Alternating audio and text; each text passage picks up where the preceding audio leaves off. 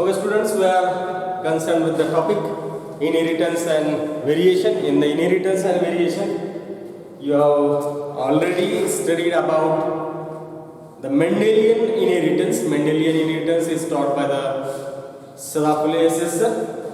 So, today we are concerned with the various deviation which are carried out after the Mendel, or which is said to be a neo-Mendelian mechanism, or it is said to be a deviations to the Mendel.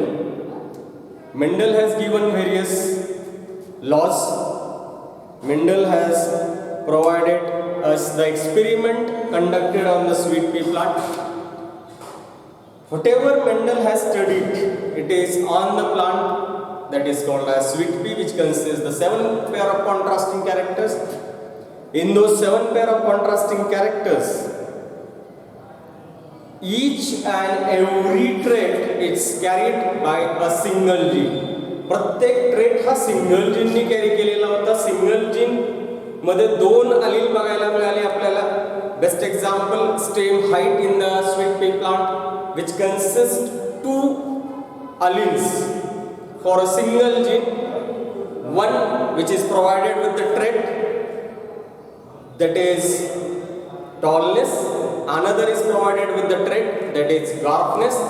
तर एकाच trait मध्ये एका trait साठी एक gene, एका gene मध्ये 2 अलील, आणि हे 2 अलील जे काय आहेत, these 2 alleles are showing the interaction in between them, and through this interaction, ह्या 2 इंटरॅक्शन मध्ये आपल्याला काय बघायला मिळालं? टॉलनेस आणि डॉर्कनेस ह्या 2 अलील्सच्या इंटरॅक्शन मध्ये आपल्याला असं बघायला मिळालं की one is completely dominant. Tallness is completely dominant over the recessive character that is dwarf. When capital T and small t are together in a heterozygous plant, heterozygous plant मध्ये capital T आणि small T हे 2 जेव्हा एकत्र आहेत, त्यावेळेला ते plant tall असतं, which is represented by a dominant allele. So dominant allele आणि recessive allele असे 2 प्रकार त्याच्यामध्ये बघायला मिळाले. One is completely dominant, one is completely recessive. Now in this particular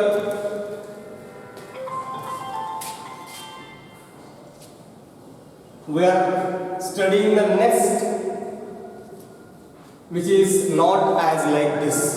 आपण आता हे असं स्टडी करणार आहे की ज्याच्यामध्ये अशा पद्धतीने नसतं. तर मेंडेलनी अशा पद्धतीने फॅक्टर्स दिले. मेंडेलच्या एक्सपेरिमेंट मध्ये काय काय गोष्टी होत्या ते बघूयात आपण. First one, single trait. Single trait is provided with the single gene, which is also single, and this single gene is provided with the 2 alleles, ज्याच्यामध्ये 2 alleles होते. जशा पद्धतीने समजा स्टेम हाइट असेल तर स्टेम हाइट साठी जे काही जीन आहेत त्याच्यामध्ये 2 allele बघायला मिळाले आपल्याला. One is capital T, another is small t. These are the 2 alleles. Among these 2 alleles, second factor we have studied that 2 alleles which are present in this, these are showing the interaction. So second factor in the Mendelian experiment, Mendelian experiments चा second factor जो आहे हा आहे 2 alleles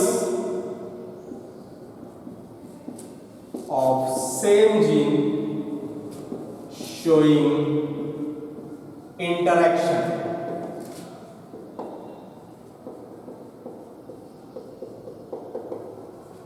एकाच जीनच्या 2 अलील मध्ये interaction होतं. पण ह्या इंटरॅक्शनचा रिझल्ट काय? तर इंटरॅक्शनचा रिझल्ट असा आहे, one is completely dominant.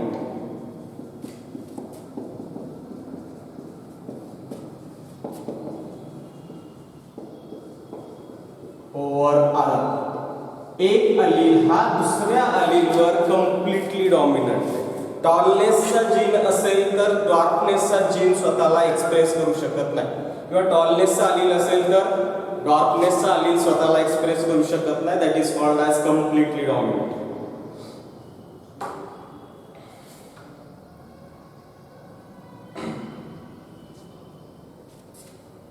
So it is the second factor which is provided in the Mendelian experiment. Third factor which is provided in the Mendelian experiment, that is factors or genes for different traits present on different chromosomes assort independent. आपण मेंडेलचे 3 law बघितले. पहिला law होता law of dominance, second law होता law of segregation आणि third law होता law of independent assortment. तर independent assortment च्या lower हा थर्ड फॅक्टर मेंडेलियन एक्सपेरिमेंटचा डिपेंड आहे. त्याच्यामध्ये असं सांगितलं त्याने की each tart is represented by the different alleles. प्रत्येक ट्रेट हा डिफरंट अलील्सनी रिप्रेझेंट केलाय आणि प्रत्येक जीन डिफरंट ट्रेट रिप्रेझेंट करतो. So every factor or gene. Factor हा शब्द कशासाठी वापरला? मेंडेलने जेव्हा एक्सपेरिमेंट्स कॅरीड आउट केले तेव्हा जीन नावाची संकल्पना नव्हती. त्याआधी त्या संकल्पनेला फॅक्टर असं म्हणायचं आणि त्या मेंडलच्या नंतर काही काळापर्यंत त्याला मेंडेलियन फॅक्टर असं म्हटलं गेलं. त्याच्यासाठी दुसरा एक शब्द अजून वापरला गेला तो म्हणजे डिटरमाइन. तर हा जो काही फॅक्टर आहे किंवा जीन आहे, इट रिप्रेझेंट्स और it presents a gene, presents a gene, but this gene is located on different chromosomes. हे different chromosomes वर present आहे आणि हे जे काही different chromosomes वर present आहे, these are showing independent expressions.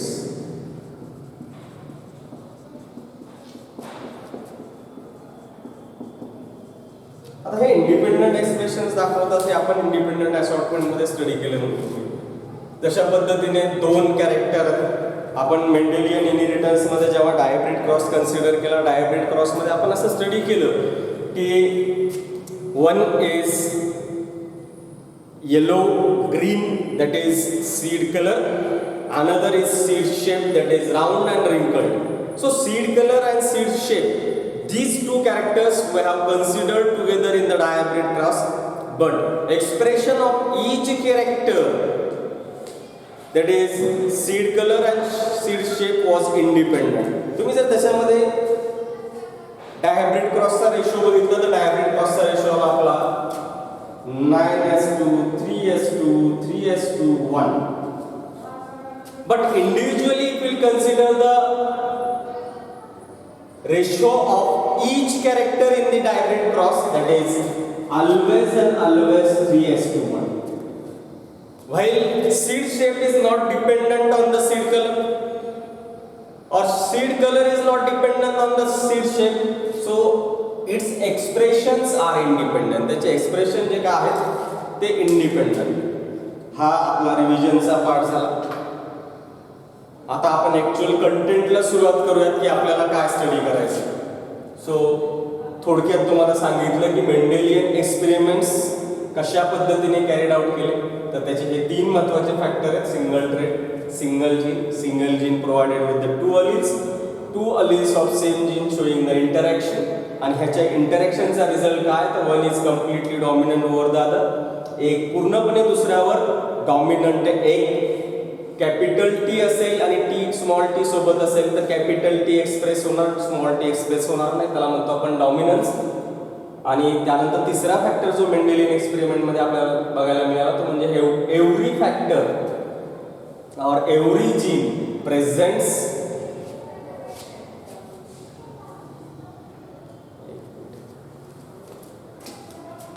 every gene or every factor presents a traits प्रत्येक जीन किंवा प्रत्येक फॅक्टर ट्रेट्स रिप्रेझेंट करतो आणि प्रत्येक जीन हा वेगवेगळ्या क्रोमोझोमवर लोकेटेड आहे आणि त्याचं एक्सप्रेशन सुद्धा इंडिपेंडंट आहे.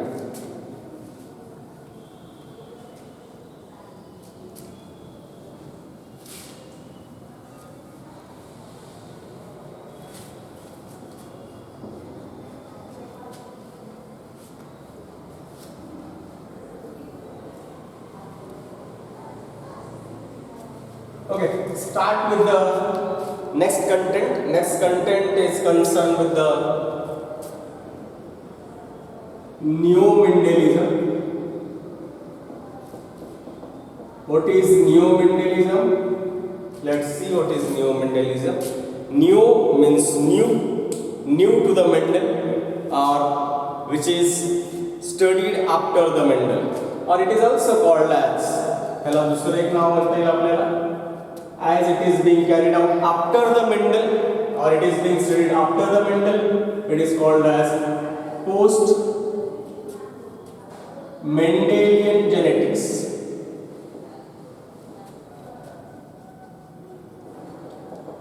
आपल्याला दुसरं नाव सांगता येईल पोस्ट मेंडेलियन जेनेटिक्स. मेंडेलच्या नंतर स्टडी केलं म्हणून पोस्ट मेंडेलियन. मेंडलसाठी नवीन होतं, या मेंडलच्या एक्सपेरिमेंटमध्ये ते नव्हतं म्हणून त्याला निओ मेंडेलिझम असं आपण नाव सांगितलं. अजून एक त्याला हे करता येईल आपल्याला की मेंडेलने जे काही एक्सपेरिमेंट्स केले त्याच्यामध्ये आणि ह्याच्यामध्ये बदल बघायला मिळाला आपल्याला. आता बदल बघायला मिळाला त्यासाठी पर्टिक्युलर शब्द वापरला तो deviations. So it is deviations to Mendel or deviation to the Mendelian experiments.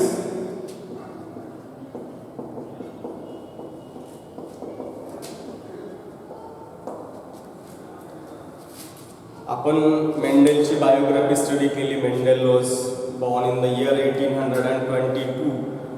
After that he has conducted his experiments. Experiments conduct केल्यानंतर जगासमोर त्यांनी मांडली. जगासमोर मांडल्यानंतर जगाने त्याच्याकडे लक्ष दिलं नाही.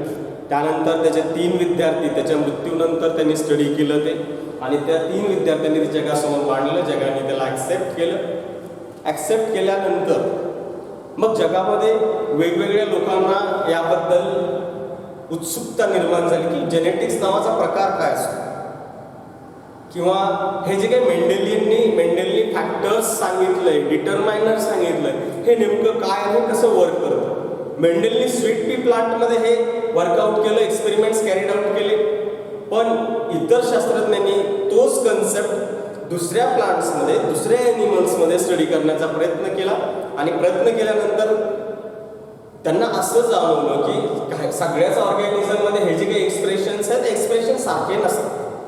मग एक्सप्रेशन सारखे नसतात म्हटल्यानंतर हे वेगळ्या पद्धतीने कसे आहेत, तर ते त्यांनी वर्कआउटमध्ये त्यांच्या एक्सपेरिमेंट्समध्ये मांडलं. आणि त्यांनी जे काही मांडलंय त्याला आपण निओ मेंडेलिझम म्हणतो, त्याला पोस्ट मेंडेलियन जेनेटिक्स म्हणतो, त्याला आपण डेव्हिएशन टू द मेंडल असंही म्हणतो. आता त्यांनी जे काही मांडलंय ते फॅक्टर्स कोणते किंवा ते मेकॅनिझम कोणते की जे मेंडलनी मांडले नव्हते.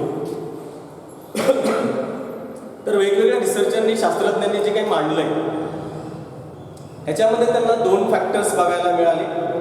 त्यांनी जे काही ऑब्झर्व केलंय फिनोटिपिक एक्सप्रेशन्स. आता आपल्याला जिनोटाईप आणि फिनोटाईप ह्या कन्सेप्ट आधी ऑलरेडी माहिती आहे. Genotype is nothing but the genetic makeup of an organism. एखाद्या ऑर्गॅनिझमचा जेनेटिक मेकअप आपण कॅपिटल टी स्मॉल टी म्हणतो, किंवा कॅपिटल टी म्हणतो, स्मॉल टी म्हणतो. हे झालं genetic makeup of an organism which represents a allele or which represents a gene. So that's why it is a genetic makeup. पण ह्याचं phenotypic expression काय? It is a tall. आपल्याला दिसतं डोळ्याने हे टॉल आहे, हे फिनोटिपिक एक्सप्रेशन आहे. हे सुद्धा आपल्याला दिसतं डोळ्याने टॉल आहे, हे फिनोटिपिक एक्सप्रेशन आहे. हे दिसतं आपल्याला डोळ्याने ड्वार्फ आहे, हे फिनोटिपिक एक्सप्रेशन आहे. तर जेव्हा वेगवेगळ्या रिसर्चरनी वेगवेगळ्या ऑर्गॅनिझममध्ये अशा पद्धतीने रिसर्च कंडक्ट केला, वेगवेगळ्या ऑर्गॅनिझममध्ये ह्याचे रिझल्ट्स वेगवेगळे बघायला मिळाले, फिनोटिपिक एक्सप्रेशन वेगवेगळे बघायला मिळाले, आणि हे वेगवेगळे जे बघायला मिळाले किंवा जे मॉडिफिकेशन्स त्याच्यामध्ये आपल्याला बघायला मिळाले, जे डेव्हिएशन्स आपल्याला त्याच्यामध्ये बघायला मिळाले, हे डेव्हिएशन किंवा जीन इंटरॅक्शन दोन प्रकारचे आहेत. एकाला म्हणतो आपण इंट्राजेनिक. पहिला प्रकार जो आहे त्याच्यामध्ये it is intragenic interaction.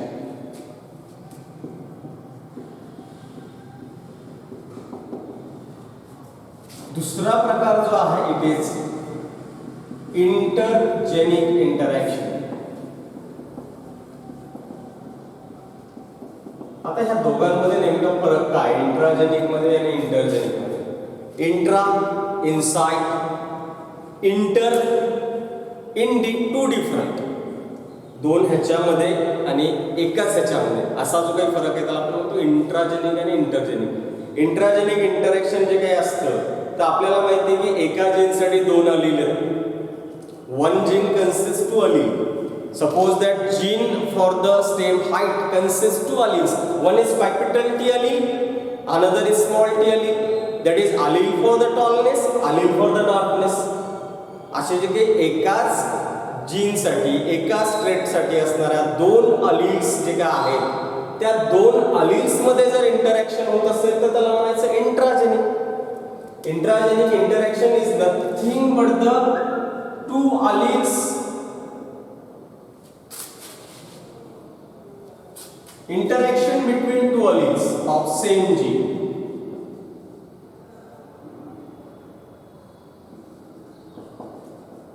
Interaction between two alleles of same gene.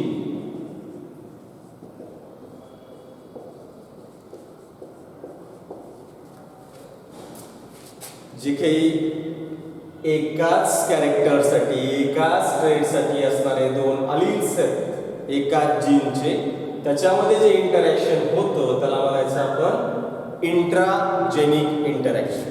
आता दुसरं इंटरॅक्शन काय की इंटरजेनिक इंटरॅक्शन. आता इंटरजेनिक इंटरॅक्शन म्हणजे काय, वेगवेगळे कॅरेक्टर किंवा एकाच कॅरेक्टरसाठी वेगवेगळ्या क्रोमोझोमवर असणारे वेगवेगळे जीन, त्याचे वेगवेगळे अलील्स आणि ह्याच्यामध्ये होणारा इंटरॅक्शन.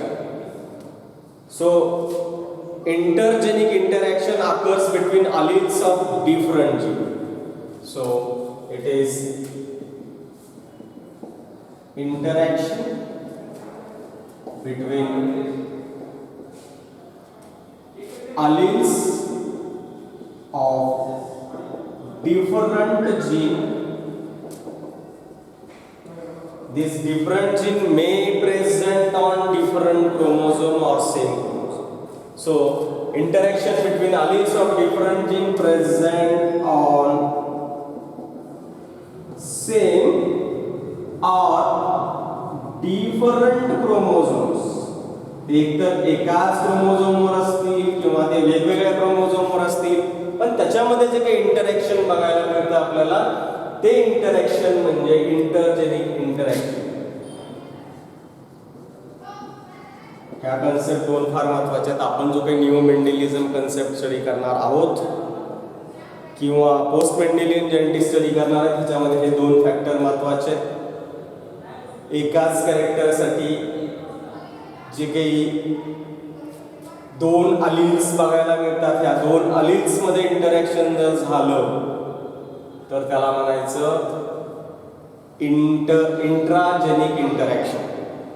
आणि जर वेगवेगळ्या जीनचे वेगवेगळे अलील जे एका क्रोमोझोमवर असतील किंवा वेगवेगळ्या क्रोमोझोमवर असतील त्याच्यामध्ये जर इंटरॅक्शन झालं तर त्याला म्हणायचं इंटरजेनिक इंटरॅक्शन. तुम्हाला डायग्रामॅटिकली दाखवतो. This is one chromosome, this is another chromosome. These two chromosomes are said to be homologous chromosomes. Homo means same. When same trait, same gene is present on the same locus on two chromosomes which are said to be in pair, then these chromosomes are called as homologous chromosomes. समजा इथे stem height आहे, इथे पण stem height आहे, इथे capital T आहे, इथे small T आहे. ह्या दोघांमध्ये इंटरॅक्शन बघायला मिळालं, जे की एकाच ट्रेटसाठी असणारे, एकाच जीनसाठी असणारे दोन अलील्स आहेत. ह्याच्यामध्ये इंटरॅक्शन बघायला मिळालं तर त्याला म्हणायचं इंट्राजेनिक. समजा इथे एक ट्रेट आहे, दुसरा ट्रेट, एक जीन इथे, दुसरा जीन इथे, तर ह्याच्यामध्ये जर इंटरॅक्शन बघायला मिळालं, हे एकाच जीनचे दोन आलील, हा दुसरा जीन आहे, हा फर्स्ट जीन, हा सेकंड जीन, ह्या दोन वेगवेगळ्या जीन मध्ये जर इंटरॅक्शन बघायला मिळालं तर त्याला म्हणायचं इंटरजेनिक. आपण अजून या इंटरजेनिक मध्ये काय सांगतो की ते सारख्या क्रोमोझोमवर असतील, एकाच क्रोमोझोमवर असतील किंवा वेगवेगळ्या क्रोमोझोमवर सुद्धा असू शकतात. आता आपण हे दाखवताना एकाच क्रोमोझोमवर दाखवलंय. आपल्याला माहिती आहे की ह्युमन बॉडीमध्ये एका सेलमध्ये 46 क्रोमोझोम आहेत. त्या 46 क्रोमोझोम मध्ये जे काही 46 क्रोमोझोम आहेत त्याच्या 23 जोड्या. तर समजा पहिल्या जोडीमध्ये एखादा जीन आहे आणि 7व्या जोडीमध्ये एखादा जीन आहे, तर ह्याच्यामध्ये जर इंटरॅक्शन होत असेल तर त्याला सुद्धा आपण काय म्हणणार आहे, इंटरजेनिक इंटरॅक्शन. तर ह्या दोन कन्सेप्ट लक्षात ठेवा, इंट्राजेनिक, इंटरजेनिक. एकाच ट्रेटसाठी, एकाच जीनसाठी असणाऱ्या दोन अलिल्स मध्ये जर इंटरॅक्शन झालं तर त्याला म्हणायचं इंटरजेनिक. इंट्राजेनिक जर वेगवेगळ्या जीनच्या वेगवेगळ्या अलिल्स मध्ये, जे एका क्रोमोझोमवर असतील किंवा वेगवेगळ्या क्रोमोझोमवर असतील, त्याच्यामध्ये जर इंटरॅक्शन झालं तर त्याला काय म्हणायचं आपण, इंटरजेनिक इंटरॅक्शन. इथपर्यंत तुम्हाला लक्षात आलंच असेल. आपण त्याच्या पुढचा भाग स्टडी करूयात. आता हे इंटरजेनिक आणि इंट्राजेनिक इंटरॅक्शन जे आहे, आपल्याला ह्याच्यामधले काही प्रकार स्टडी करायचे. तुमच्या सिलेबसमध्ये काही प्रकार दिलेले आहेत. इंट्राजेनिक इंटरॅक्शन मध्ये तुमच्या सिलेबसमध्ये दोन कन्सेप्ट इन्क्लूड केल्या. One is incomplete dominance. आपण मेंडेलियन डॉमिनन्स जे स्टडी केलं त्याला आपण कंप्लीट डॉमिनन्स असं म्हणतो. दुसरा फॅक्टर जो आहे किंवा विच इज मेंडेलियन डेव्हिएशन, जे मेंडेलच्या डॉमिनन्स पेक्षा वेगळं आहे, त्याला आपण जे नाव दिले इट इज इनकम्प्लीट डॉमिनन्स. तर इंट्राजेनिक इंटरॅक्शन मध्ये इनकम्प्लीट डॉमिनन्स एक एक्झाम्पल आहे. दुसरं जे काय आहे एक्झाम्पल, इट इज कोडॉमिनन्स. हे दोन एक्झाम्पल तुमच्या सिलेबसमध्ये, दोन इंटरॅक्शन्स तुमच्या सिलेबसमध्ये इन्क्लूड केल्यात. इंटरजेनिक इंटरॅक्शन मध्ये काही इन्क्लूड केलं. इंटरजेनिक इंटरॅक्शन मध्ये जे इन्क्लूड केलंय it is pleiotropy. Pleiotropy it is also be said to be a Lidal gene. Another which is included, it is multiple genes or multiple allele system. Multiple allele system which is represented in human blood group system, that is ABO blood group system. आपल्याला वेगवेगळे blood groups जे काही दिसतात हे blood groups आपल्याला कशामुळे लक्षात येतात, तर मल्टिपल अलिल्समुळे लक्षात येतात. किंवा ड्रॉसोफिला एक्झाम्पल आहे त्याच्यामध्ये मल्टिपल अलिल्समध्ये. याच्या व्यतिरिक्त सप्लिमेंटरी जीन नावाचा प्रकार आहे.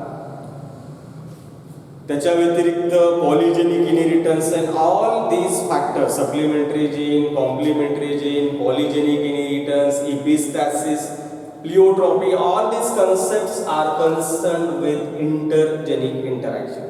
त्यातला काही भाग आपल्या सिलेबसला, काही नाही. या आपल्या सिलेबसमध्ये असणारा भाग म्हणजे प्लिओट्रॉपी दिले आपल्या सिलेबसमध्ये, मल्टिपल अलिल्स आपल्या सिलेबसमध्ये दिले. त्यानंतर आपल्या सिलेबसमध्ये पॉलिजेनिक इनहेरिटन्स दिले. आपल्या सिलेबसमध्ये इन्क्लूड नसणारा पार्ट कोणता, तर इपिस्टॅसिस आपल्या सिलेबसमध्ये तेवढ्या प्रमाणात डिस्कस केलेलं नाही आहे. किंवा सप्लिमेंटरी किंवा कॉम्प्लिमेंटरी जीन आपल्याकडे डिस्कस केलेलं नाही. Okay, let's study.